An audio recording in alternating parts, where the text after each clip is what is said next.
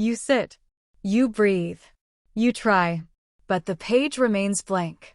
Not because you have nothing to say, but because saying it feels like opening a door to endless judgment, self-doubt, and unseen battles. Today, we speak to the silent struggle when living with OCD turns simple tasks into uphill wars. This is not laziness. This is not overthinking. This is survival in slow motion. The mind with OCD doesn't just ask questions, it interrogates. Obsessively. Compulsively. Every task is subjected to microscopic scrutiny. Take Sarah, who spent 2 hours drafting a 4-sentence message to her supervisor. What if I sound passive-aggressive? What if I missed a greeting? What if they think I'm unprofessional?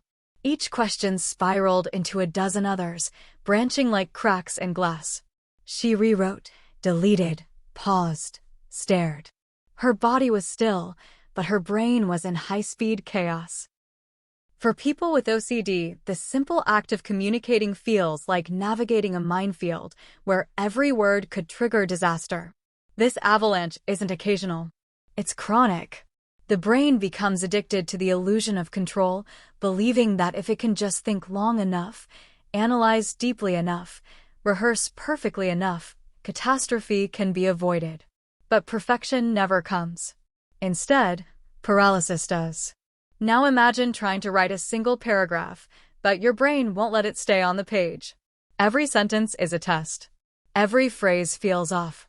You edit, you erase, you retype, and nothing ever feels quite right. This is not about striving for excellence. This is about survival. About avoiding the imagined consequences of getting it wrong. For individuals like Daniel, a writer with OCD, editing is not a craft, it's a compulsion.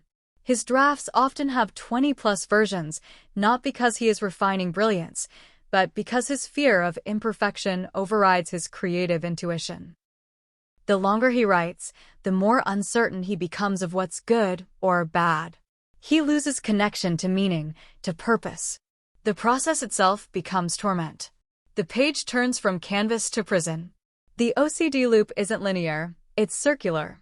Obsession arises, say, the fear of making a factual mistake. The compulsion follows, checking and rechecking, maybe even asking someone else for reassurance. Temporary relief comes, but not for long. Soon, doubt reemerges, sometimes even stronger than before. And the loop tightens. This cycle is self-reinforcing and neurologically rooted. Studies show that the brain's error detection system is hyperactive in people with OCD. It's like having an internal alarm that never shuts off. Even after completing a task, the brain continues to question it. Did I really do it right? What if I missed something? And so, the person returns not out of choice, but out of mental necessity, to the same place over and over like a needle stuck in a groove. This loop consumes time. It devours self-trust. And worst of all, it becomes invisible to others, who only see the result, never the torture behind it. Time, to most people, is neutral. To someone with OCD, time becomes an enemy.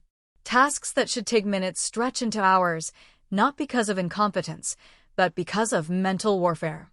The cost is emotional, professional, and physical. Picture Alina, a young architect who's brilliant in her designs, but haunted by the fear of overlooking a detail. She spends an entire night revising a floor plan for a small cafe, terrified that a single misalignment might cause an accident. She's not chasing perfection for vanity. She's protecting lives, at least. That's how her brain convinces her. When morning comes, she hasn't slept, hasn't eaten, but still doesn't feel done. And when people ask, why did that take so long? The shame cuts deeper. Because the answer is unspeakable. Because no one sees the hours spent in fearful contemplation, only the deadline missed. At 3 a.m., the room is quiet, but the mind isn't. Thoughts race. Fears multiply. And the task remains unfinished. Not due to laziness, but because of relentless internal battles. Every click of the keyboard feels like a gamble. Every pause invites panic. This is the nightly ritual of many people with OCD. They delay not because they're distracted, but because they're overwhelmed by a flood of decisions. Is this the right word? Is this the right time to write? What if I start and can't finish? These thoughts aren't fleeting, they're paralyzing. And so they wait. Not out of choice, but out of fear. Until exhaustion finally takes over, not because the task is complete, but because the mind simply collapses under the weight of itself. Most people feel relief when finishing a task. But for someone with OCD, completion often triggers even more anxiety. Because the moment something is done, it becomes real, it's out there, subject to judgment, irreversible. Finishing becomes terrifying. It means you can no longer go back and fix it. It means letting go. And for a mind wired to seek control through repetition, letting go is the ultimate exposure. Finishing can feel like stepping off a cliff with no parachute. It invites intrusive thoughts like, what if there's a mistake I didn't notice? What if this leads to something bad? And so, the person delays not out of defiance, but out of dread. Perhaps the most cruel part of this experience is that it's invisible. People see the outcome, the email sent late, the project turned in last minute. But they don't see the inner storm that preceded it. Every task, no matter how small, may have cost the person hours of fear, doubt, and agony. But instead of compassion, they receive criticism. You're too slow. You're disorganized. You're not trying hard enough. It's a silent tax on time, energy, self-worth. And the effort it takes just to appear functional often leaves nothing left for joy, connection, or peace. And then comes stigma.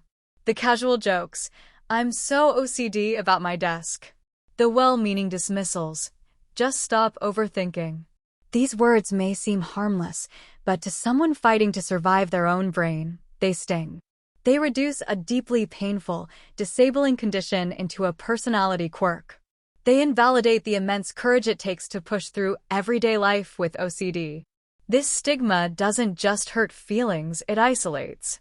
It makes people less likely to ask for help, less likely to talk, more likely to suffer in silence. And silence, in OCD, is a dangerous companion. But OCD is not the end of the road. There are ways forward.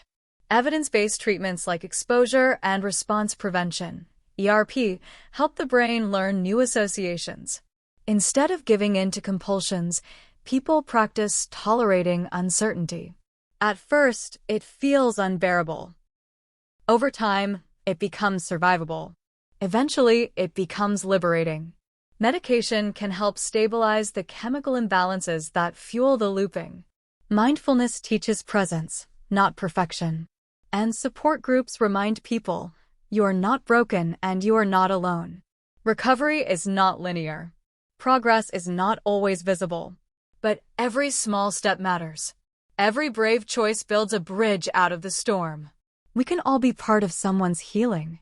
When we choose curiosity over judgment. When we recognize effort, not just outcomes. When we say, I see how hard you're trying, instead of why isn't it done yet? Understanding doesn't require a degree in psychology. It requires empathy. And empathy starts with listening. The simple act of believing someone's pain is real can change everything. It can turn a lonely room into a safe haven. It can turn fear into connection. It can turn silence into solidarity.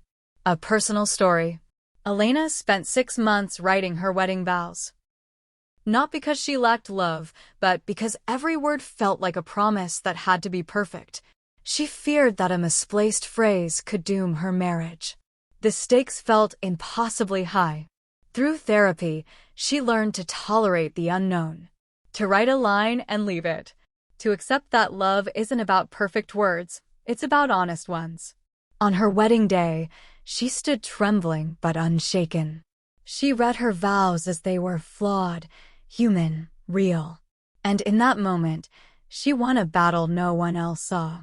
Resilience doesn't mean never struggling again. It means struggling forward. It means choosing to act even when your mind begs you to freeze. It means showing up to the battlefield of your own thoughts, day after day, and saying, I'm still here. People with OCD are not weak. They are among the strongest, most determined, most self-aware individuals on the planet. Their victories may be quiet, but they are hard-won. Each click of send, each turned-in assignment, each day they keep going. It matters. It counts. It is enough. To anyone struggling with OCD, your mind may be loud, but your courage is louder. You are not your compulsions.